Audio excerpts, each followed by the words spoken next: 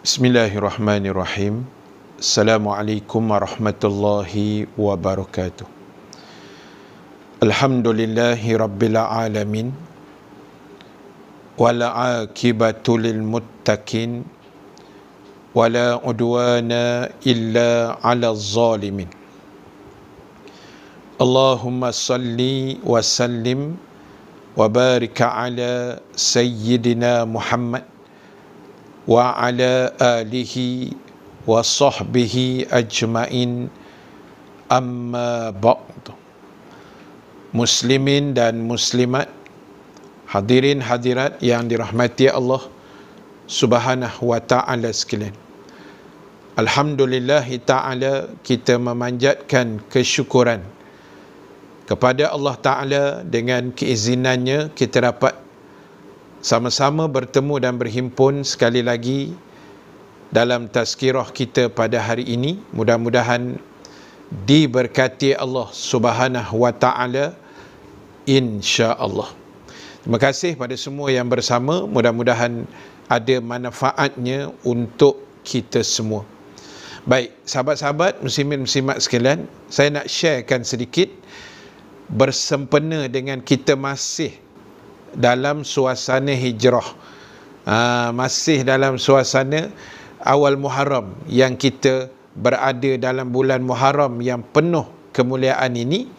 Jadi saya nak ambil secara ringkaslah dengan masa yang terhad ini, kita nak tengok kenapa hijrah yang dibuat oleh Nabi sallallahu alaihi wasallam berjaya dengan begitu hebat dan begitu cemerlang sekali. Kita nak tengok rahsia dia. Apa rahsia hijrah Nabi ni yang menyebabkan hijrah itu berjaya? Baik, dia macam ni tuan-tuan. Ialah pertama, kita letak semua itu berlaku dengan izin Allah. Bila Allah izin, maka hijrah tu berjaya dengan hebatlah. Tapi di sebalik keizinan Allah itu ada usaha yang Nabi buat. Apa dia? Iaitu Rasulullah sallallahu alaihi wasallam menyusun plan. Nabi aturkan strategi, Nabi aturkan plan yang sangat hebat, yang sangat teliti untuk menjayakan hijrah itu. So, hari ini kita nak tengok apa perancangan-perancangan Nabi yang menjadi asbab atau menjadi faktor hijrah itu berjaya dengan izin Allah. Dengan izin Allah. Okey, baik. Yang pertama adalah pemilihan gua yang Nabi buat. Nabi atur tau. Bukannya bila Allah arahkan Nabi hijrah, Nabi pun pegang tangan Nabi Bakrin, jom kita cabut pergi Madinah. No, bukan. Tapi Nabi plan elok-elok dulu. Nombor satu, Nabi plan nak pilih gua mana nak duduk. Nak transit 2-3 hari tu, gua yang mana. Sebab di Mekah ni tuan-tuan, berlambak gua. Terlalu banyak gua yang ada. Allahu Akbar. Jadi Nabi memilih Gua Thur. Gua Thur ni di mana? Dia macam ni tuan-tuan. Tempat saya duduk ni ialah Mekah. Contoh dah. Depan saya ni Madinah. Makna Madinah berada di utara Mekah. Gua Thur di mana? Belakang tuan-tuan. Belakang saya. Gua Thur berada di selatan. Di selatan Mekah. Ibaratnya Nabi macam ghostan ke bawah dulu, baru naik ke atas. Nampak? Nabi tidak pilih gua yang terletak antara Mekah dan Madinah. Nanti senang musuh nak cari. Tapi Nabi macam reverse, turun ke bawah dulu, baru naik ke atas. Itu strategi nombor satu. Strategi nombor dua, bila Nabi dan Abi Bakrin dan Asma yang hantar makanan itu setiap hari ulang alik, maka sudah pastilah ada bekas tapak kaki. So siapa nak padamkan tapak kaki ni? Nabi telah mengarahkan seorang sahabatnya yang bernama Amir bin Fuhairah radhiyallahu an. Amir bin Fuhairah ni dia pengembala kambing, dan Nabi dah arahkan dia pagi petang bawa kambing. Konon-konon macam mengembala lah, tapi sebenarnya nak padam tapak kaki tu. Nampak cerdik tak Nabi? Sangat cerdik, tuan-tuan.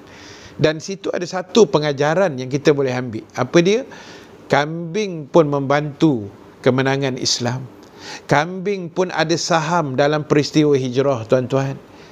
Jadi kalau kita tak mau ikut Islam, tak bantu Islam, kalau kita tak percaya dengan Islam, Allah, tuan-tuan, teruk pada kambing kita ni. Dah teruk sangat dah kita ni. Okey, baik. Kemudian apa lagi? Iaitu Nabi telah mengarahkan strategi yang berikutnya. Walaupun Nabi duduk di dalam gua, tuan-tuan, tapi Nabi tahu apa yang berlaku di luar gua. Kan hebat tu. Nabi duduk dalam gua, tak ada handphone, tak ada apa semua, tapi Nabi tahu apa terjadi di luar. Siapa spy dia yang Nabi arahkan? Anak lelaki Abi Bakrin, Abdullah bin Abu Bakar. Abdullah bin Abu Bakar ni Nabi arahkan dia turun, berlega-lega di sekitar kota Mekah depan Kaabah tu, pasang telinga dengar apa plan Abu Jahal pula. Dia nak buat roadblock dekat mana, dia arahkan tentera ni cari Nabi macam mana, apa reward tawaran yang Abu Jahal, Abu Lahab dah keluarkan untuk tangkap Nabi. Semua tu disimpan dalam kepala dia. Menjelang maghrib nanti dia naik ke atas. Dalam riwayat sebut dia tidur sekali dengan Nabi dan ayahnya Abi Bakrin. Nabi duduk dalam gua tau, tak ada maklumat, tapi Nabi tahu apa terjadi di luar gua. Lagi apa, tuan-tuan? Strategi Nabi, Nabi mengarahkan anak perempuan Abi Bakrin, Asma binti Abu Bakar, yang saat itu sedang syarat mengandung, kerjanya bawa makanan. Pasal apa pilih Asma? Sebab dia mengandung, perut dia besar.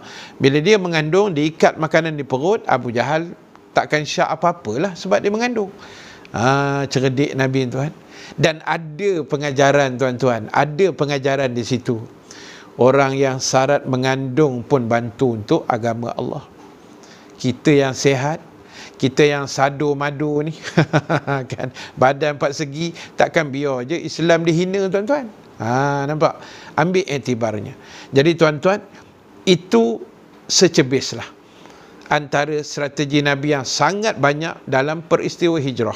Cuma saya nak kaitkan untuk kita pula hari ini, bila kita nak buat sesuatu perubahan, kita nak hijrah, apa benda kita nak kena faham? Nombor satu, tuan-tuan, hijrah kita mesti ada plan, mesti ada perancangan, mesti ada strategi yang hebat. Jangan buat membuta tuli, jangan buat ikut sempat, tapi ada plan, ada plan, ada plan. Satu. Yang kedua, bila kita nak berhijrah, jangan lupa Allah sentiasa ada dengan kita. Pertolongan Allah pasti akan diberi pada orang yang ingin berhijrah, ingin berubah. Macam mana Allah tolong Nabi dekat Gua Sur, labah-labah lah apa semua buat sarang. Itu contoh. Dan yang terakhir, yang ketiga, tuan-tuan, bila kita nak berhijrah, ingat usaha mesti terbaik, dan hujungnya itu ada tawakal kepada Allah. Kita serah pada Allah. Kita tak ada apa-apa, tuan-tuan. We are nothing. Kita tak ada kuasa apa. Semua Allah yang mengizinkan. Boleh dapat? Jadi itu sajalah insya-Allah pengisian kita untuk kali ini. Terima kasih atas perhatian semua. Yang baik, yang benar daripada Allah. Yang kurang, kelemahan diri saya sendiri.